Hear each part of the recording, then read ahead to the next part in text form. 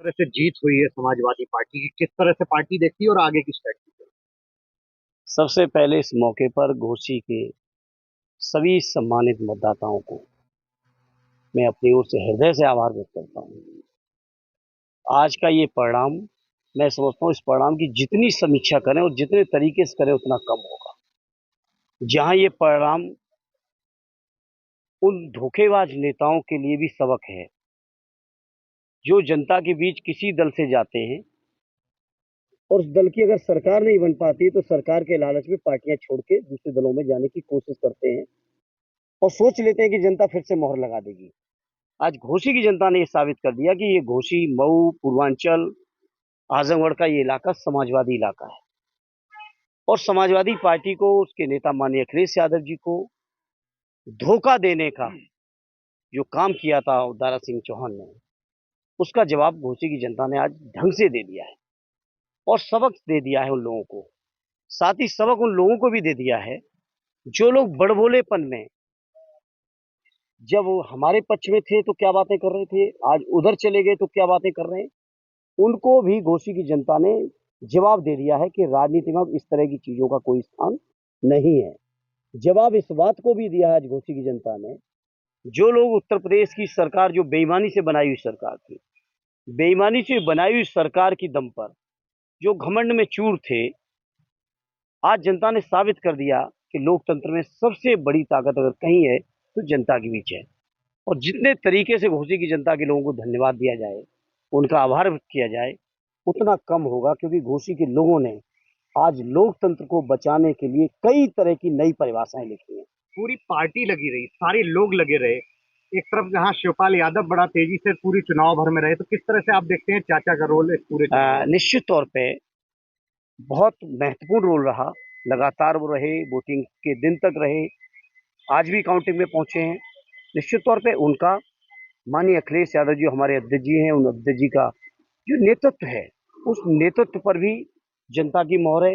आदरणीय चाचा जी से लेके हमारे उम्मीदवार सुधाकर जी और वहाँ के पूर्वांचल के जो भी साथी हैं जो लगे थे इस चुनाव में, अभी सभी। शिवपाल जी से बात हो रही थी, उनका ये कहना था कि जिस तरह से मुझे लग रहा था मैं अपना चुनाव लड़ रहा हूँ। रात के 3-3 बजे स्वाभाविक तक है, गाना। पार्टी है और पार्टी का चुनाव ऐसे ही होता है। और जब ऐसे ही होता है तो उसका परिणाम भी कुछ ऐसा ही होता है जो आज है। आज सफाई में जश्न किस तरह से रहेगा? नहीं, जश्न है, बहुत खुशी है, घोसी जनता को नमन है, क्योंकि मौका दिया है एक लोगों तरह ने। से सेमीफाइनल था, अब 2024 चुनाव सामने है, क्या तैयारी रहेगी पार्टी निश्चित की? तौर पे मुझे यकीन है, जिस तरह से देश के अंदर बहुत बड़ी चुनौतियां हैं, लोकतंत्र को खत्म करने के नित नए षड्यंत्र हैं, उन तमाम षड्यंत्रों को जवाब जहां घोसी ने शुरुआत की है, वहीं पूरे उत्तर प्रदेश की जनता देगी। और जिस उत्तर प्रदेश से लगातार 2 बार मोदी जी प्रधानमंत्री बने हैं, वही उत्तर प्रदेश की जनता मोदी जी से निराश है, बीजेपी की सरकार से निराश है, लोकतंत्र के प्रति इनकी जो दुर्भावनाएं उससे निराश है, महंगाई से निराश है, बेरोजगारी से निराश है, किसानों की अलग समस्याएं हैं, समाज का कोई वर्ग नहीं बचा। अगर सरकारी कर्मचारियों की बात करो, उनकी अलग समस्याएं हैं, व्यापारियों की अलग समस्याएं, वकील पीटे जा रहे हैं, महिलाओं का रेप हो रहे हैं।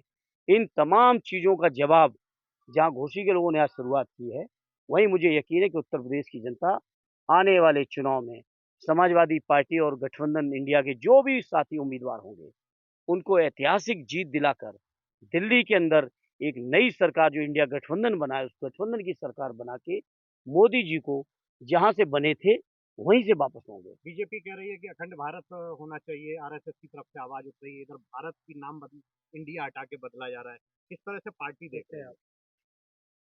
बीजेपी के लोग बहुत कुछ कह रहे हैं। क्या 9 साल में चीन से कोई जमीन खाली करा पाई? क्या अरुणाचल, क्या सिक्किम की समस्या का समाधान कर पाए? बीजेपी के लोगों से कहूंगा, बातें कम करें। जनता ने उन पे भरोसा किया था। 2-2 बार केंद्र की सरकार दी, उत्तर प्रदेश की भी सरकार दी, कई प्रांतों की भी सरकारें दी। कम से कम जो बातें कही थी उन्होंने अपने मैनिफेस्टो में, उनको पूरा करें, तब नई बातें कुछ करेंगे तो शायद कोई कंसीडर करे। अन्यथा देश के जनमानस में आज ये भावना बैठ चुकी है, देश के जनमानस को आज ये यकीन हो चुका है कि बीजेपी के बाहर केवल चुनावी जुमले हैं। आज बीजेपी के लोग क्यों नहीं बातें कर रहे महंगाई की मार की? आज बीजेपी के लोग बेरोजगारी की बात क्यों नहीं कर रहे हैं? आज बीजेपी के लोग इस बात को क्यों नहीं कर रहे हैं कि देश की नहीं बिकने दूंगा जो नारे उन्होंने दिए थे? आज बीजेपी के लोगों को स्विस बैंक याद क्यों नहीं आ रहा है? तो जनता समझ रही है ये चुनाव में बातें कुछ करते हैं, चुनाव के बाद इस सरकार बनने के बाद इनके एजेंडे कुछ हो जाते हैं, कहीं अपने मित्रों को केवल फ़ायदा पहुँचाने के लिए। जो बीजेपी कहती थी देश नहीं बिकने दूँगा, आज 2-4 घरानों को पूरा देश बेच के दे रहे हैं। तो इसलिए उनकी इन बातों पर आप मीडिया के लोग ना जाइए और मीडिया के लोगों से भी मैं उम्मीद करूँगा, अपील करूँगा, आज जो देश में तमाम तरह की चुनौतियाँ उसमें मीडिया के लोगों अगर आप सच्चाई दिखाते रहोगे, तो शायद देश के 140 करोड़ लोगों को कुछ राहत मिलेगी।